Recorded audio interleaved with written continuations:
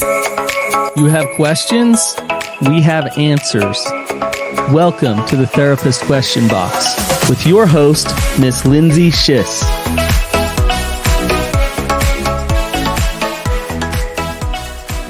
Welcome back to another episode of the Therapist Question Box, where we are not afraid of anything, so ask away. We are here to tackle your tough questions. Today I have with me Brannon Patrick, and this episode is actually a continuation of our episode about diagnosing. We did an episode about diagnosing being helpful, and this episode we are going to talk about the flip side, when diagnosing can be harmful. So really, mental health diagnosis can provide clarity, but it also can be perceived as harmful. In what ways can it be harmful? I think we know some of them. It can feel stigmatizing. It can impact self-esteem and relationships. Today, we're going to follow up on that conversation around diagnosing and maybe some of the concerns that we might see, Brannon might see as a therapist around diagnosing. So really, Brannon, this is a hot topic. Everyone, it seems like, is diagnosing these days. When you think about the concerns around diagnosing, what comes up for you? What are some of the concerns that you might have? Wow, there's actually quite a few. Anything from misdiagnosing, so it gives people the wrong idea as to what's going on, to using diagnosis to manipulate things in life. Also, diagnosis turning into somewhat of a self-fulfilling prophecy or an identity can be a big problem. So there's just a few off the top of my head. Yeah, and those are all significant, right? The tricky thing is how do you know that's gonna be the outcome? Who knows that this diagnosis might be the greatest thing ever, and all of a sudden there's clarity. And who knows if you're gonna have the child or yourself are gonna be that one that this feels like a self-fulfilling prophecy, right? Yeah, I think from my experience, from what I've seen with people, when diagnosis is helpful, it's information that is based in reality and truth.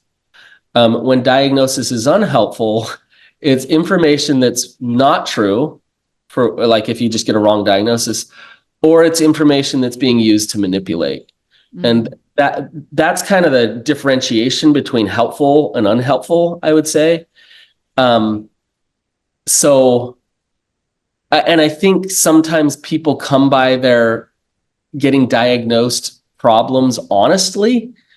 Like what I mean by that is, like, I have a friend who is diagnosed with depression, whose mom was diagnosed with depression, whose grandma was diagnosed with depression. Depression is their family. Like, it is like they are all depressed, right? Mm-hmm. Now, I'm not saying they're not.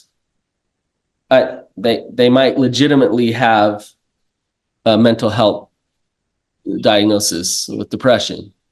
But at the same time, it makes me wonder, is there something else going on here? Is this actually based in reality or not? I don't know. I'd have to do further analysis to understand, right? But if it's not based in reality, then I think that's problematic and it causes harm to people.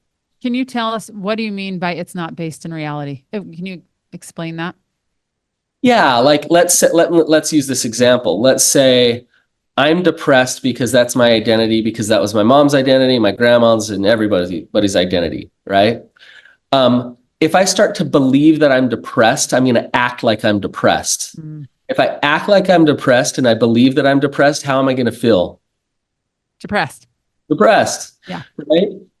Versus like a chemical imbalance in my brain where, now that can lead to depression, right? It can, but it's a chicken or the egg thing. Am I creating this because it's like what I believe, versus I have an imbalance in my brain? The chemicals in my brain really are off here. My brain's not firing the way that it's supposed to. Like, something's broken in my brain, and that's why I'm feeling the way I'm feeling. So, yeah.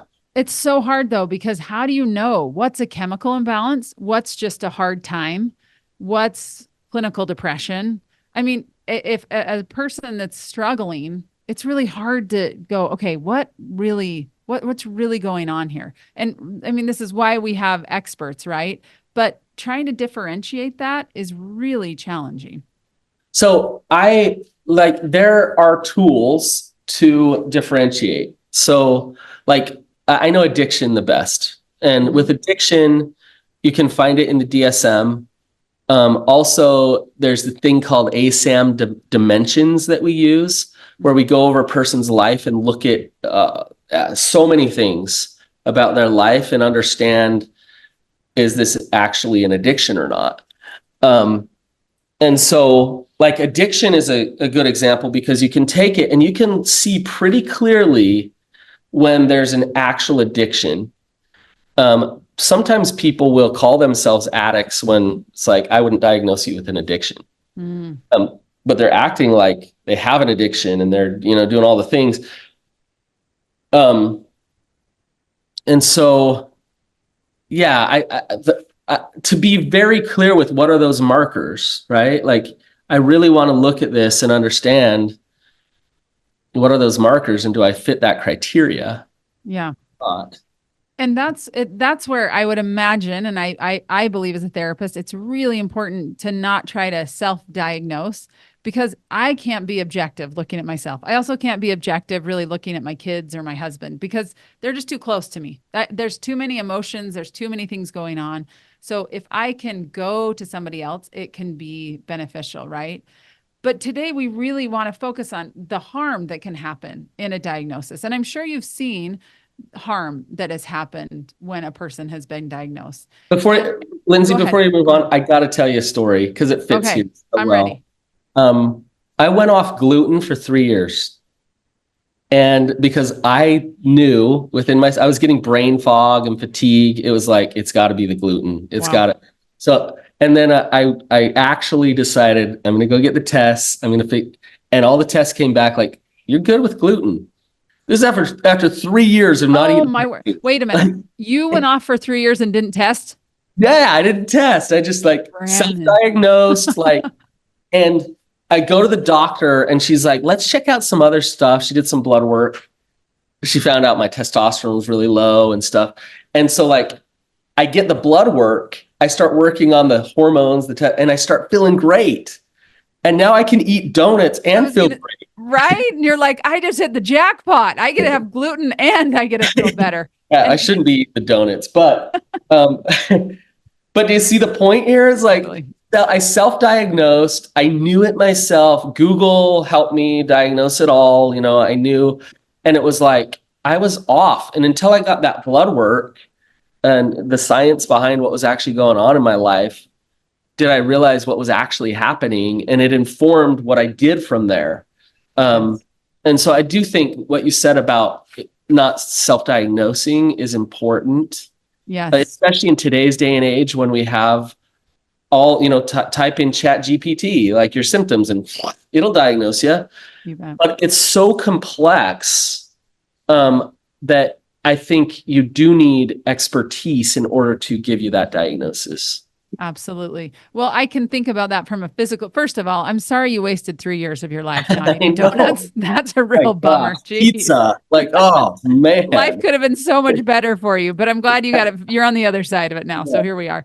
But I really do think, I think about even physical symptoms that I've had. And when I WebMD my physical symptoms, boy, it can pull up things that scare the crap out of me, Cancer, and all of a sudden I've got a cold and I'm dying. I go from I got a cold to right. And I think, okay, the same principle applies from a mental health perspective, that we really can jump ahead of ourselves. And it's really hard to stay in a position of being objective. So this is why we have mental health professionals that can help do that. So really, when we talk about the harm, self-diagnosing is often harmful. I can see there's a balance. It's like, okay, I don't feel good, so I'm going to maybe consider my diet here, right? Like you did, but maybe not jumping to the full gluten-free thing, right? So same Right. principle at like with, I'm feeling like I can tell my body that my heart's racing and I've got knots in my stomach. That doesn't feel normal to my everyday. Something's off here, right? Right. Getting curious about that is very different than I'm going to go to a full-blown diagnosis, right? Getting curious, wondering what's going on. There's a big difference there. I'm not saying be naive, but I think there's a big difference. Right. Yes. Okay. And so it's listening and noticing and understanding that the symptoms are there, but not jumping to conclusions. And I think when we jump to conclusions and make assumptions, that's when it becomes a problem. Absolutely.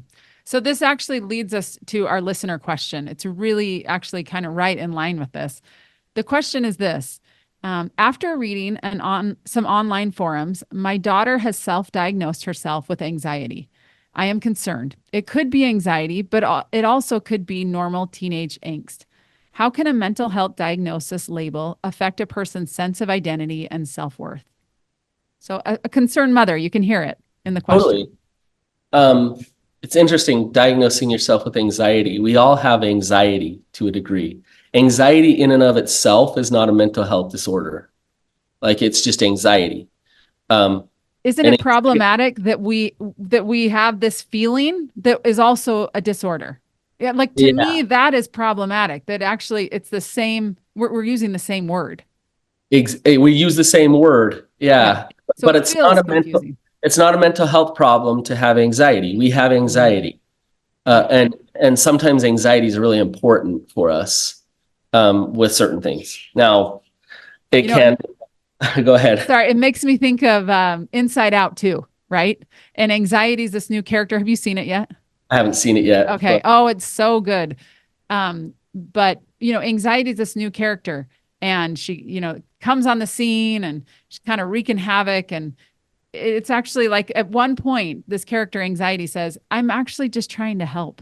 I'm really just trying to help, right? As opposed to wreaking havoc, like it feels like she's doing in the system. It's really like, actually, I'm just trying to help. So when you say that, it makes me think of that. Like this is a really important part of us, but figuring out when it gets too big or overtakes the whole system, right? As I'm thinking about this Inside Out too, and all these parts are doing their job. It's a needed part of the system, but when it gets too big, it's something to be concerned about or be aware of. absolutely. I think of like my 16-year-old daughter. She's definitely got feelings going on inside of her, going everywhere, Yep. and that she's a 16-year-old. Like that is normal. So coming back to the question, um, I think the concerned mother is spot on here with her question. And um, what I would do if I were her is offer some resources or ideas to actually understand it better. Mm. So instead of going to her and saying you're overreacting, if you go tell someone with anxiety that they're overreacting, they're going to have anxiety about overreacting. So I would instead say, hey, let's really figure this out. If you think that you do, then let's actually try to understand it. And maybe you'll find that it's not the gluten, maybe it's the testosterone. I don't know. Yep. It's Don't say true. that to your daughter, but maybe you'll find that it is the gluten. And if you do, then we'll go from there. But Mm. let's first, before we jump to the conclusion or make the assumption, let's take like pump the brakes a little bit and get some more understanding and some more help. So good. I love that idea. And as I'm thinking about it, as at me as a parent, I'm thinking I really have to also manage my own discomfort around this because that might be challenging for me to think about my child having anxiety or whatever. That I might have my own experience, and I probably do around anxiety or one of these diagnoses that might be really challenging. So it's again, I love the idea of like, let's get some more information. And I think in the meantime, as a parent, you've really got to get aware of what's going on inside for you as well. Yeah, I think that's really good advice because like we're scared of diagnosis. What does that mean? What will people think? I want to push against this because yikes. So like, does it mean I'm a bad mom? Like no, let's just figure it out. This isn't about you. Like, let's figure it out. Uh, Um, and right. and and separating those things, it's not about you, is sometimes really hard as a parent, right? We see our kids as a reflection of us, and what didn't I do, and how did I cause this? But if we can step back and look at them as unique individuals, then maybe we can be a little more removed from it and help them. Yeah. Okay. Yeah, exactly. Okay. Well, our second question is from a listener, and here's what it is. Here's the question. My husband started seeing a therapist and has been given a diagnosis of depression. How might this diagnosis influence his relationship with family, friends, or colleagues? Do you think it will lead to misunderstanding or a change in the dynamics? Huh.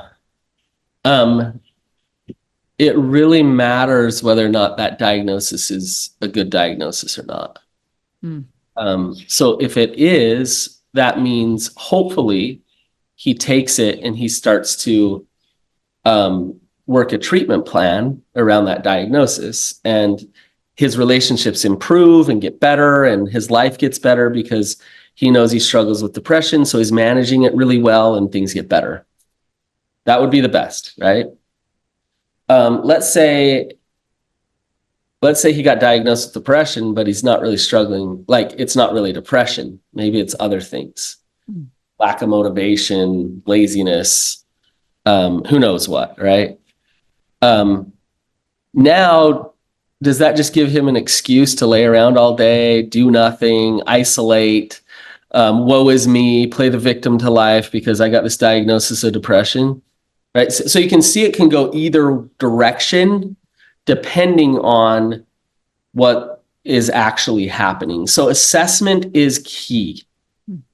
Um, So when you and say make sure it's a good diagnosis, how do you know if it's a good diagnosis? And when you say assessment, is that what constitutes a good diagnosis? Like, if I'm coming in to a healthcare provider or to a therapist, to a psychologist, how do I know? I think if it were me, and this is where people like, if I were going to, let me give you an analogy here. If I were going to get heart surgery, would I just go to the cheapest guy? Definitely not. Probably not, right? Why? Because my heart matters, and it's, yeah, you want to make sure your heart's taken care of, and you're not going to just go and get a discount heart surgeon because it's Right, cheap. It matters. right.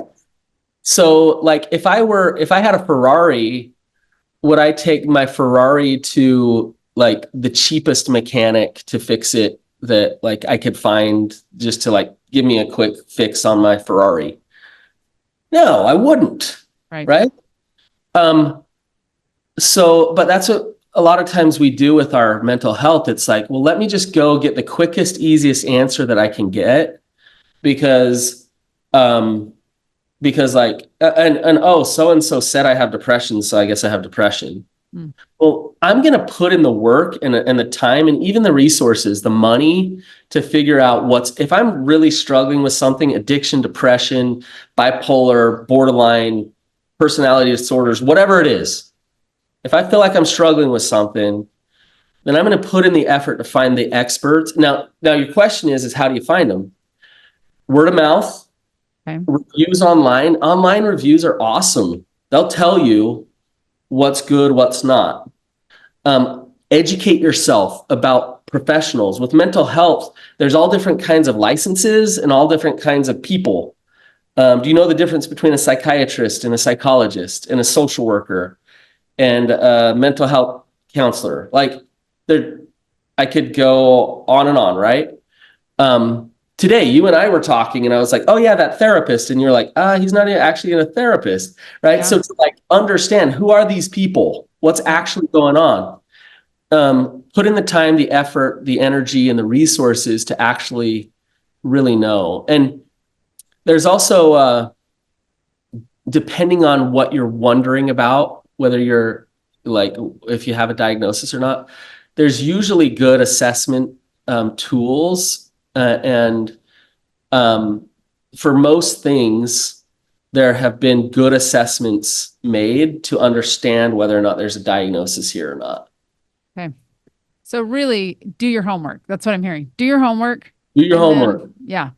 Don't bring your your Ferrari. homework isn't, oh, I feel down today, I'm going to Google if I'm depressed. Oh, it says I'm depressed. Right. Or go off gluten for 3 years. I mean, I don't know. I'm No. just bringing that. I'm just throwing that out there. It's good. So do your homework, right? And, again, from this question, I'm hearing it could lead to misunderstanding. It could change the dynamics. Fear's a normal part of a diagnosis or a family member looking down the barrel of a diagnosis. And I don't even want to use that term, looking down the barrel, but there's some fear that's attached to that. How would you support this woman who's saying that her husband has been, diagnosed with depression? How would you support her? Because you can hear the fear that's coming through in this question. Yeah. I mean, I would really try to help her understand what's in her control and what's not. Help her understand how to best support her husband, but also take care of herself and stay in her truths.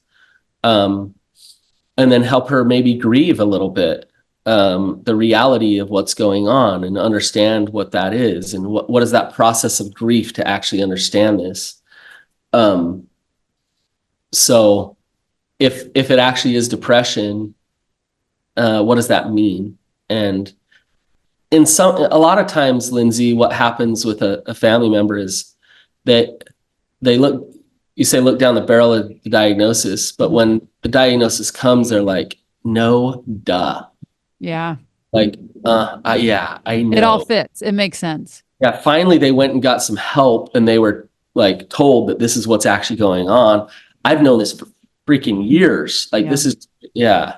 So now what? Now that can be so relieving, I would imagine. Like to say, oh, it makes sense now. It's not just, it doesn't feel personal or, to me or to them. Like there's a reason behind this, the frustration, the behavior, whatever. Right. Yeah. Right. It makes sense.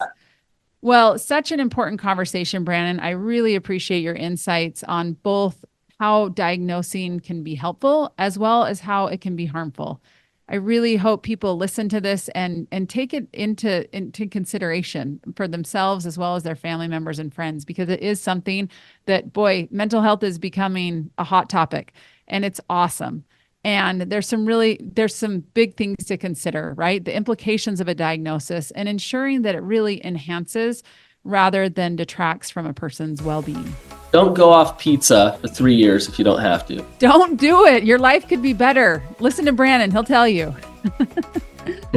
Well, if you like this episode, please share it with your friends, rate and review, and we'll see you next time.